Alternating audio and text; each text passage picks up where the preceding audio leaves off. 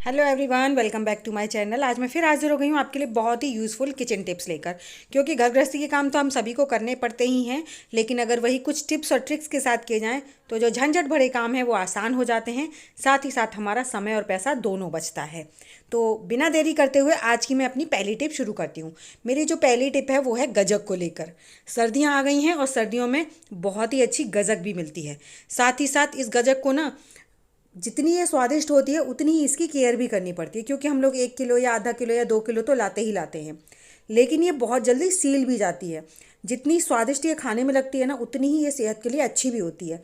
लेकिन अगर ये सील जाती है ना तो इसे खाना बिल्कुल भी अच्छा नहीं लगता है। तो उसके लिए मेरी एक छोटी सी टिप है।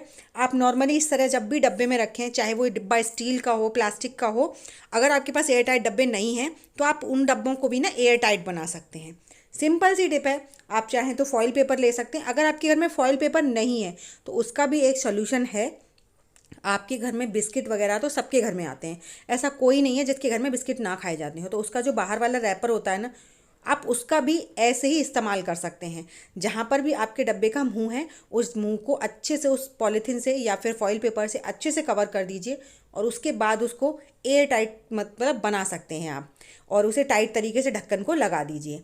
इससे ना आपके डब्बे में बिल्कुल भी मॉइस्चर नहीं जाएगा, जिससे आपकी गजक बिल्कुल भी नहीं सीलेगी।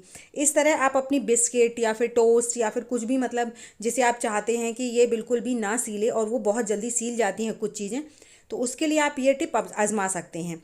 चाहे आप फॉइल पेपर का कैप बना दीजिए या फिर आप बिस्किट का बना दीजिए। मैं आपको पहले भी शेयर कर चुकी हूँ ये टिप, क्योंकि जब हम बिस्किट के रैपर का इस्तेमाल करते हैं ना, वो बहुत ही ज़्यादा अच्छा होता है और उसको फटने का भी डर नहीं रहता बिल्कुल भी। और आप चाहे तो इसका एक्स्ट्रा जितना भी बाहर पार्ट निकल रहा है फॉइल पेपर का, उसे आप निकाल सकते हैं। और इस तरह से ना ही आपका डब्बा ख़राब लगेगा और ना ही आपकी गजक सीलेगी। आई होप आपको मेरी ये छोटी सी टिप थी पसंद आई होगी। तो चलिए बढ़ते हैं नेक्स्ट टिप की तरफ। जो मेरी नेक्स्ट टिप है वो है अदरक को लेकर। हम लोग ना विंटर्स में बहुत सारा अदरक ले आते हैं।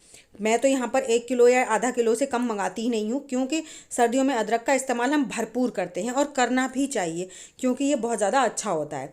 तो हम उसको लेकिन स्टोर करने की मेरे पास दो टिप हैं। मैं आपको आज दोनों टिप शेयर करूँगी, जिसे मैं स्टोर कर लेती हूँ तो मेरा अदरक बिल्कुल भी ख़राब नहीं होता है। तो अगर आपके पास इस तरह का कोई मिट्टी का बर्तन है तो आप उसमें तो नॉर्मली ऐसे ही अदरक रख दीजिए, जितना आ सकता है, जितना आ जाए ना आप उतना रख दीजिए। और इसमें कुछ भी नहीं करना है आपको, क्योंकि जो मिट्टी का बर्तन होता है ना, ये बहुत ही अच्छा होता है हमारी चीज़ों को लॉन्ग टाइम तक सेव करने के लिए। आप इसमें मिट्टी के बर्तन में करके इसको अगर बाहर भी रख देंगे ना, तो भी आपका अदरक बिल्कुल ख़राब नहीं होगा।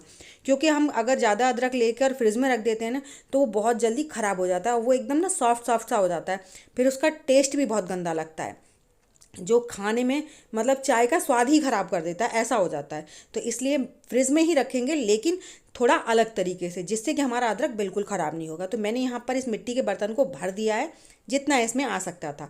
उसके ऊपर से लगा दिया है टिश्यू पेपर। टिश्यू पेपर लगा दीजिए या फिर लगा दीजिए कॉटन का कोई हैंकी। बस आपको कुछ भी नहीं करना है। अब इसे नॉर्मली आप फ्रिज में रख दीजिए, जहाँ पर भी आपको रखना है, लेकिन याद रखिएगा फ्रिज में रखना है, फ्रीजर में नहीं रखना है। अब मेरी जो दूसरी टिप है वो है प्लास्टिक के डब्बे के लिए। तो अगर आपके पास प्लास्टिक का डब्बा है या फिर कांच का है तो बहुत ही बेस्ट है, लेकिन ज़्यादातर लोगों के घर में इतने बड़े बड़े कांच के नहीं होते हैं, और इस तरह के प्लास्टिक के डब्बे तो होते ही हैं। तो उसमें आप क्या करेंगे, थोड़ी सी मिट्टी नीचे डाल लेंगे, रेत, जो रेत होता है ना जिसमें पानी नहीं होता बिल्कुल भी, वो रेत लेना है, आप नीचे डाल दीजिए और उसके बाद लगा दीजिए अदरक इस तरह से। अगर आपके पास बड़ा डब्बा है तो बड़े डब्बे में लगा दीजिए, और छोटे हैं तो 2 डब्बे ले लीजिए। और उसके बाद ना आप इस रेत से पूरे अदरक को अच्छी तरह कवर कर दीजिए। जितना अच्छे से हो जाएगा ना, उतना ही ये लंबे समय के लिए हो जाएगा। तो यहाँ पर मैं इसे 6 से 7 महीने के लिए स्टोर करने वाली हूँ, तो इसलिए मैं इसे पूरा रेत से कवर करूँगी। और इस तरह ना आप अपने अदरक को 6 महीने तक के लिए बहुत बढ़िया तरीके से स्टोर करके रख सकते हैं फ्रिज में ही। लेकिन अब ये अदरक आपका बिल्कुल ख़राब नहीं होगा, क्योंकि जो मिट्टी है ना, वो इसमें गंदगी मॉइस्चर बिल्कुल जाने ही नहीं देगी, क्योंकि ये मिट्टी में ही पैदा होता है। तो अगर हम इसे मिट्टी में दबा कर रखते हैं ना, तो ये बहुत पुराने बुज़ुर्गों का वो था कि हमारे घर में जब हमारी दादी वगैरह थी ना, दादी दादाजी, तो वो क्या करते थे, अदरक को हमेशा मिट्टी में दबा के रख देते थे। जब भी अदरक ज़्यादा आ जाता था तो उसे मिट्टी में दबा कर रख देते थे, और वो हम फिर गर्मियों में भी आप चाहें तो सब्जी वगैरह में या किसी चीज़ में, सौंठ वगैरह में बहुत अच्छे से इस्तेमाल कर सकते हैं। तो जब भी आपको अदरक का इस्तेमाल करना हो, आप निकाल लीजिए और इस्तेमाल कर लीजिए। इस तरह से आप इन दोनों चीज़ों को ना अब आप अपने फ्रीज़र में कहीं पर भी रख दीजिए, नीचे ऊपर कहीं पर भी, ये आपका अदरक बहुत लंबे समय तक ख़राब नहीं होने होने वाला है। आई होप आपको मेरी छोटी सी टिप थी लेकिन बहुत बढ़िया पसंद आई होगी, क्योंकि ये ना बहुत ही अमेजिंग टिप है, आप ज़रूर से ट्राई कीजिएगा। मैंने हमेशा इसी तरह से अपने अदरक को सेव किया है और इस तरह से ना अदरक का स्वाद बढ़ जाता है, घटता नहीं है। क्योंकि मिट्टी है ना, मिट्टी में तो हर चीज़ ही अच्छी होती है, चाहे वो मिट्टी का बर्तन हो या फिर हमने जब डब्बे में मिट्टी को डालकर रखा है ना, उससे भी। तो अगर आपके घर में बुजुर्ग हैं ना तो उनसे ज़रूर पूछेगा कि आप अदरक को पहले कैसे सेव करते थे। ऐसे ही करते थे। आई होप आपको टिप पसंद आई होगी। तो चलिए बढ़ते हैं नेक्स्ट टिप की तरफ। नेक्स्ट टिप है मेरी पालक की सब्जी को काटने को लेकर, क्योंकि आजकल ना पालक बहुत ज़्यादा अच्छा आ रहा है और हम सबको खाना भी चाहिए। बहुत ज़्यादा भरपूर आयरन से भरपूर होता है ये। लेकिन सबसे बड़ी प्रॉब्लम इसको काटने के लिए होती है। जब भी हम इसे नाइफ से इस तरह से कटते हैं ना तो हाथ कटने का बहुत ज़्यादा डर रहता है। स्पेशली जो बच्चे हैं आजकल, बिगनर्स हैं, जिन्हें बिल्कुल भी सब्जी वगैरह इस तरह की नहीं काटना आता है और बनाना चाहते हैं पराठे वगैरह, लेकिन वही प्रॉब्लम होती है कि हम इसे काटें कैसे। तो उसके लिए ना बहुत बढ़िया सा जुगाड़ है मेरे पास। आप इस कटोरी से ना ढेर सारा साग काट सकते हैं, चाहे वो पालक हो, मेथी हो, बथुआ हो, धनिया हो, कुछ भी हो।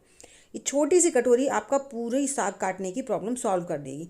और किस तरीके से आप इसे काटेंगे, बस आपको छोटी सी चीज़ ध्यान रखनी है कि आपकी जो कटोरी है ना उसके किनारे थोड़ा सा पैने होने चाहिए। मतलब बिना जो मुड़े हुए किनारे के बर्तन होते हैं ना वो वाले नहीं चाहिए, हमें सिंपल चाहिए। चॉपिंग बोर्ड हो तो चॉपिंग बोर्ड ले लीजिए। मैं यहाँ पर चकले का ही यूज़ करती हूँ, मेरा जो लकड़ी का चकला है ना मैं उसका यूज़ करती हूँ। तो ऐसे थोड़े थोड़े आप पत्ते लीजिए, ज़्यादा ज़्यादा भी लेंगे कोई दिक्कत नहीं है, बहुत सारे एक साथ कट जाएंगे। और बस आपको इस तरह से अपने कटोरी को इस तरह से चाकू की तरह बस इस्तेमाल करना। इससे आपका हाथ भी नहीं कटेगा और आपका साग भी ना बहुत ही बढ़िया कट के आता है। आप देख सकते हैं मैंने 2 बार टच किया है बस उसे, और बहुत बढ़िया तरीके से बारीक बारीक साग कटता चला आ रहा है। इस तरह से आप अपने घर का ढेर सारा साग काट सकते हैं और मेथी पालक की सब्जी बनाइए या पराठे बनाइए, कुछ भी बनाइए, बहुत बढ़िया तरीके से काटता है। मैं आपको अभी ढेर सारा साग काट कर बताऊंगी। तो जब तक मैं साग को काट कर आपके लिए तैयार कर रही हूँ, मुझे आप कमेंट कर ज़रूर बताइएगा कि आपको मेरी वीडियो कैसी लगती हैं और आप मेरी वीडियो किस गांव या किस शहर से देख रहे हैं, ताकि मैं आप लोगों को थैंक्स बोल सकूं। साथ ही साथ अपने फैमिली फ्रेंड्स में भी शेयर करना मत भूलिएगा, और चैनल पर पहली बार आए हैं तो प्लीज़ चैनल को सब्सक्राइब ज़रूर से कीजिएगा। तो देखिए कितनी जल्दी हमारा फटाफट से ये साग कट के तैयार हो गया है। तो इस तरह से अगर आपको लगता है ये थोड़ा मोटा लग रहा है तो आप बीच बीच में भी इसको कट कर सकते हैं और ज़्यादा बारीक हो जाता है ये साग। तो इस तरह से आप अपना पालक काट लीजिए, मेथी, धनिया बहुत ईजिली तरीके से कट सकता है। तो आई होप आपको मेरी ये टिप पसंद आई होगी। तो चलिए इसी तरह से मैं अपना सारा पालक का जो साग है उसे काट लेती हूँ। तो ऐसी अमेजिंग टिप्स और ट्रिक्स के साथ मैं आपको अपनी नेक्स्ट वीडियो में मिलूँगी। तब तक के लिए धन्यवाद।